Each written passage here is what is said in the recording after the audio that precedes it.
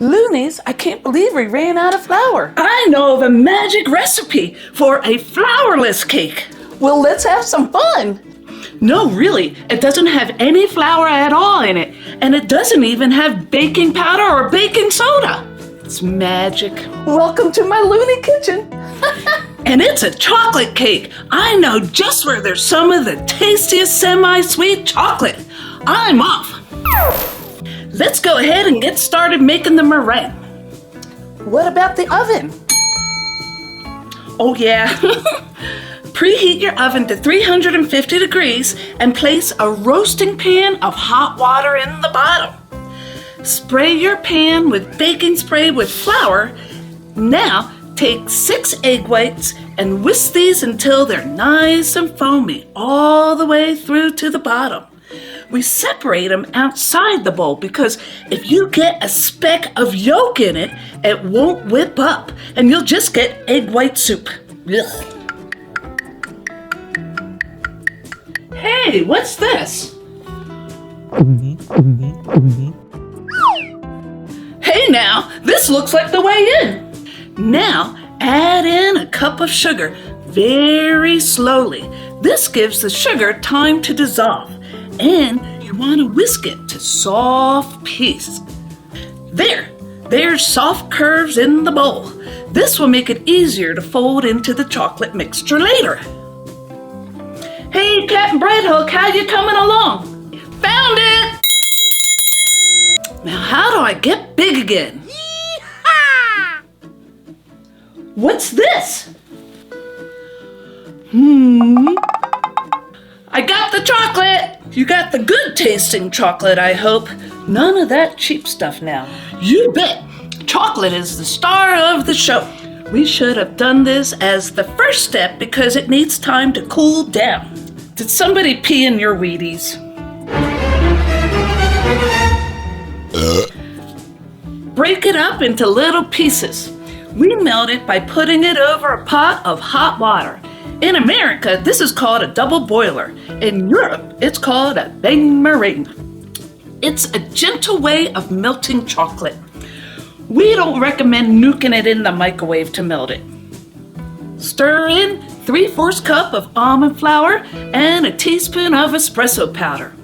And 1-2 teaspoons of vanilla extract and 1/2 cup of heavy cream. You won't taste the espresso. It'll just enhance the chocolate flavor. It's magic. It's cool enough to add in the yolks. If it's too hot, we'll cook them.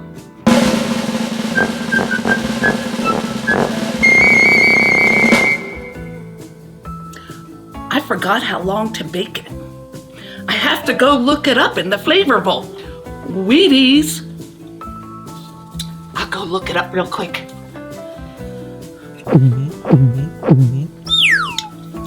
That always tickles. Oh, okay, I got it. Wonder what this does. Now fold in the meringue. You sacrifice about 1/4 of it to loosen it up a little bit, and then you fold in the rest. This is a little chunky. I don't think it's supposed to be this chunky. We'll keep folding it. Hopefully this works. Place your cake pan in the water pan and make sure the water comes halfway up the side. This bakes your cake gently at 212 degrees. Air is what rises this cake, and the gentle bath prevents it from rising too fast and creating a dome and cracking. Bake for 1 hour, then turn off the oven and let it stand for 15 minutes with the door closed. Look at that pink contraption on the bottom of our pan. We should call it a pan condom. How about a pan booty? We use it instead of tinfoil to keep the water out. It's foolproof. This didn't turn out. I think we deflated all the air trying to get out the lumps. Yeah. We did it again the right way, except we only had semi-sweet chocolate chips left. Heat the cream with the chips to melt them, and then add in everything else when it's cooled properly. Whisk your meringue to soft peaks. See how soft it is? Fold it in thirds. Scoop from the bottom and fold it onto the top. We gotta keep that air in there. And bake it the same way. It even looks better. This is what our skewer looked like when we poked it in. When it's all cooled down and right before serving, cut out a snowflake using parchment paper. This is the fun part because your snowflake will be unique to you. Yup! Fold a piece of parchment paper in half and in half and in half.